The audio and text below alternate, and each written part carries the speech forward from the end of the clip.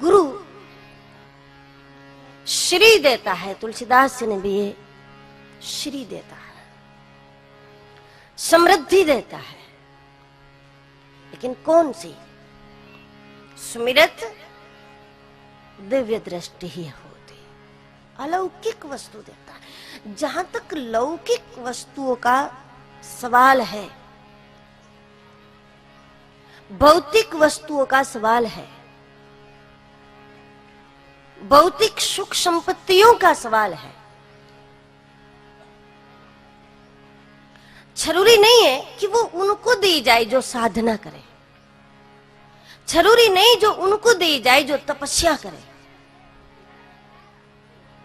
भौतिक संपत्ति जो है बहुत साधारण बात है ये, और उसी को वो दी नहीं जाती, उसी को सौंपी जाती है जो परमार्थ में लगावे, ऐसा जिस पर विश्वास हो, ये परमार्थ करेगा। इसको यदि मिलता है तो ये परमार्थ करेंगे, भर के नहीं रख देंगे, ऐसा जिस पर भरोसा हो। क्योंकि भौतिक वस्तु जो है, आश्रमों की संपत्ति जो है, उसमें उस वस्तु को लेकर, भले ही वो चीज तुच्छ है, कुछ ना हो, फिर भी उस वस्तु को लेकर आश्रम 2-3 में से एक रूप ले लेता है। कुछ लोगों के हाथ में जब आश्रम की संपत्ति आ जाती है तो बहुत जल्दी आश्रम जो है वो होटल का रूप ले लेता है। आश्रम को होटल बनने में देर नहीं लगती, बहुत जल्दी, जिसमें रंग राग है।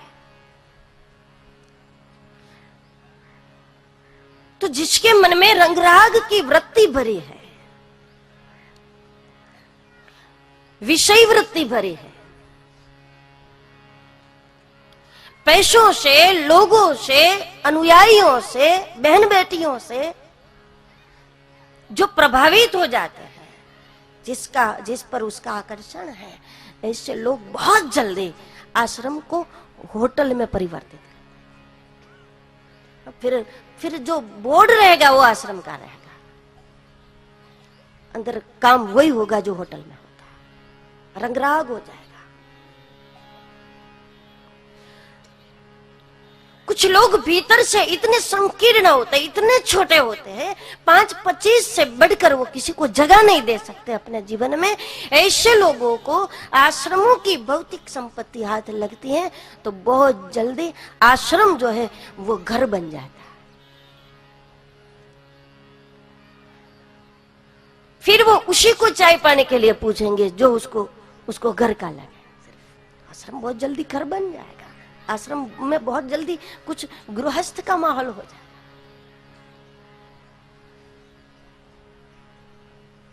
तो इसके लिए साधना, तपस्या ये कुछ जरूरी नहीं होता।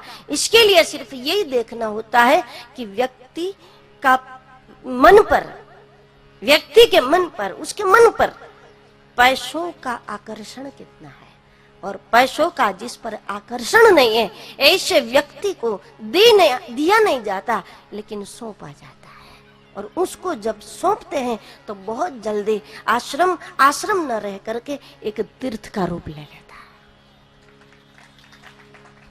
भौतिक वस्तु जो है, धन संपत्ति है, उससे कुछ लोग होटल भी बना सकते हैं, कुछ लोग इसको घर गृहस्थी जैसा भी बना सकते हैं, और कुछ लोग इसको तीर्थ बना सकते हैं।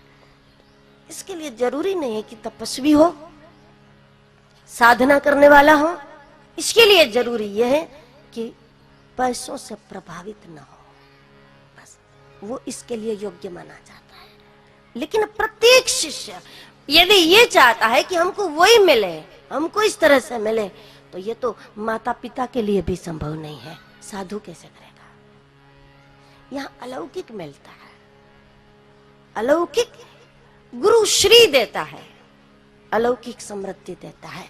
खास करके 2 चीज, नीति युक्त जीवन और विवेक युक्त जीवन देता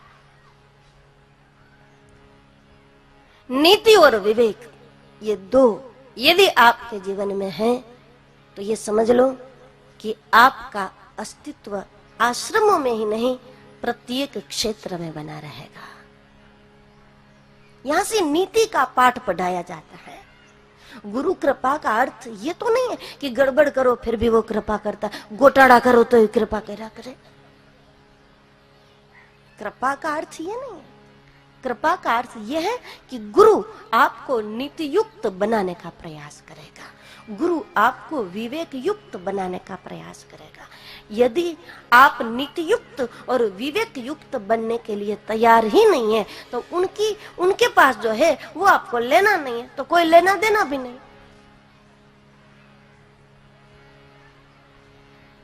नीति और विवेक का पाठ पढ़ाना ये गुरु का काम है।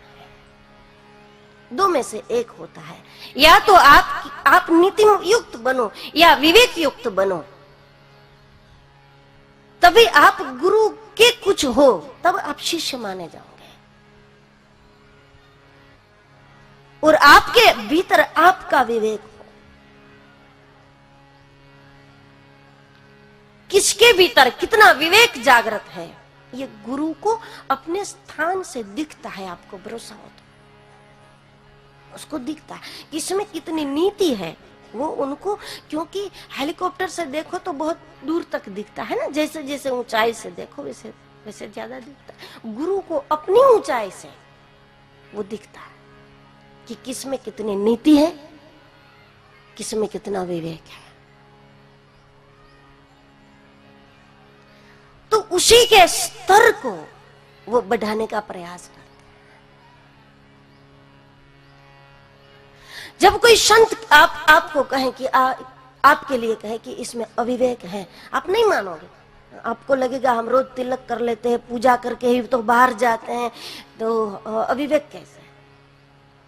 जब वो कहते हैं तब आपको समझ में नहीं आता, लेकिन वो साबित करके रख देता है कि यह अविवेक था। जब वो कहेंगे इसमें क्रोध है तो आपको मानने में नहीं आएगा, लेकिन वो ऐसी कोई लीला करेंगे, कोई ऐसी घटना का निर्माण कर देंगे कि वो साबित कर देंगे कि इसमें क्रोध है।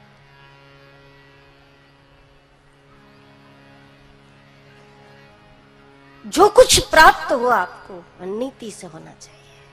साधन शुद्धि नहीं है, ऐसे साधनों की साधु संतों को और भगवान को कोई जरूरत नहीं है। वहां तो श्री नाखून में बैठी चीज है। श्री गुरु पदनख मणिगण ज्योति। श्री कहाँ रहती है? तुलसीदास जी ने कहा गुरु के चरण के नाखून में रहती है। नाखून में श्री का निवास है, नाखून में लक्ष्मी का निवास है। जहां नाखून में फंसी हुई लक्ष्मी रहती है, जहां नाखून में लक्ष्मी का निवास है, जरूरी नहीं है कि वो आपकी सुख संपत्ति से प्रभावित हो।